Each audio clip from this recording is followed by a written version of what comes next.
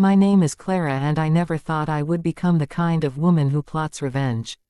I was raised to forgive, to stay strong, and to believe in marriage no matter how bad things get. But that was before my husband decided to enjoy a luxury vacation with his mistress while I was burying our daughter. I met Daniel 12 years ago. He was charming, successful, and said all the right things. We got married young and built a life together. He worked in finance and often traveled for business. I was a teacher and preferred a quiet life at home. For years I believed we were happy. We had a beautiful daughter named Lily who was the center of my world. She had Daniel's smile and my stubbornness. But when Lily got sick everything changed. She was only 8 when doctors found out she had a rare heart condition. We spent months going in and out of hospitals. I stopped working to take care of her full time. Daniel kept saying he was busy with work and could not always be there. I tried to understand. I told myself he was under pressure and doing his best to provide for us. Then came the day that broke me. Lily passed away in her sleep one quiet morning. I remember shaking her, calling her name, begging her to wake up. The sound that came out of me that day was something I had never heard before. I called Daniel again and again, but his phone went straight to voicemail. I needed him. I wanted him to come home. He did not come. Not that day, not the next. Instead, 2 days later, I saw photos on social media of him on a beach in Greece.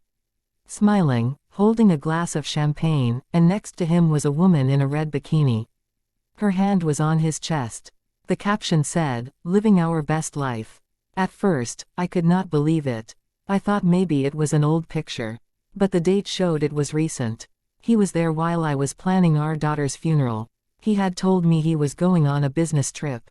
He lied. I buried Lily alone. I watched her tiny coffin disappear into the ground while her father was enjoying sunsets on the Mediterranean. Friends tried to comfort me but nothing made sense. My grief turned into something else. Something cold and sharp. I decided that day that Daniel was going to feel everything I felt. When he came back a week later he acted surprised, pretending he did not know about the funeral. He said he was sorry his phone had no signal. He cried fake tears and hugged me. But I stayed still. I looked him in the eyes and said, "I saw the photos." His face went pale. He tried to explain. Said it was a business partner. Said I was imagining things. I nodded and said nothing. That scared him more than shouting would have. For weeks I acted as if I believed him. I cooked for him. I smiled. I let him think I was broken but still loyal. He went back to work and started traveling again. I began to plan. I knew he had a secret bank account. I found out about it one night when he left his laptop open. He kept a large amount of money hidden there. Money he probably used for that woman.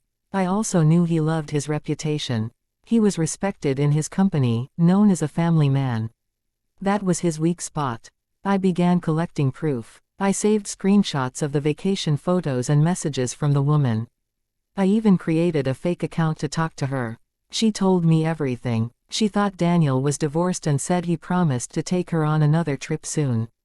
She sent me voice notes, pictures, even hotel receipts. I saved it all. Then I went to his boss. Calmly, politely, I told him my husband had been using company funds for personal travel. I showed him proof that the business trip to Greece was charged to his corporate card.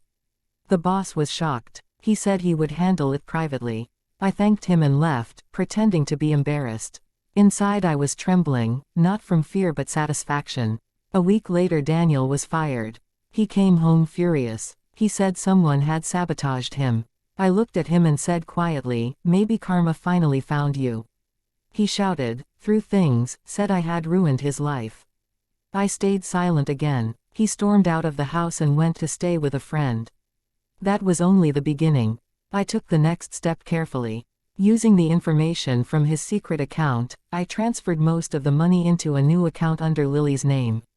I knew he would not dare report it. That account was illegal, and if he did, he would expose himself. It was poetic justice. Then I posted the vacation photos and screenshots from his affair on a private Facebook group that many of our friends and family followed. I wrote a short message.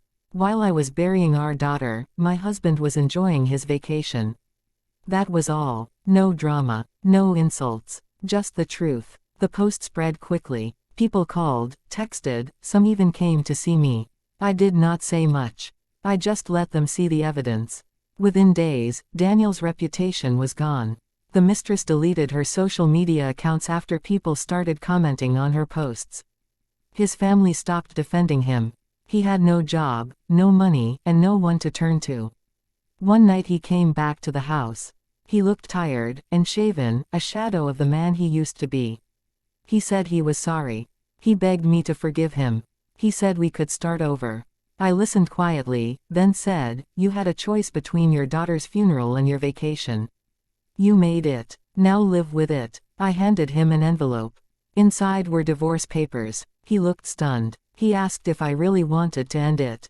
I said yes. I told him I had already sold the house and was moving to another city. He would get nothing because he had signed a prenuptial agreement years ago when he was the one with money. He realized then that I had taken everything he valued except his guilt. He left without another word. That was the last time I saw him. For months afterward, I tried to rebuild my life. I joined a support group for grieving parents. I started painting again, something I used to love before everything went wrong. People said I looked stronger. Maybe I did, but the truth is I just learned how to hide my pain better. Sometimes, late at night, I think about what I did. Was it cruel? Maybe. But then I remember Lily's face, how she used to ask, "Where's Daddy?" And how I had to lie and say he was working hard for us. He was not. He was living a double life. I do not regret exposing him. He deserved to lose everything he took for granted. A year later, I got a letter from him.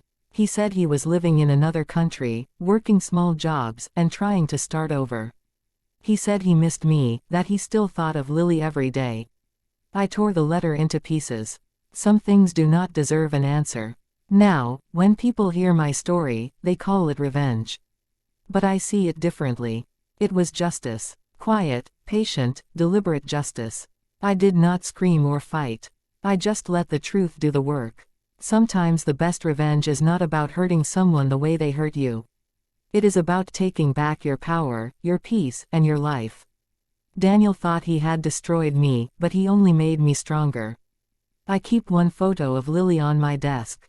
She is smiling, holding a balloon, the sun on her face. Whenever I look at it, I whisper, "We are free now, baby." I think she would be proud.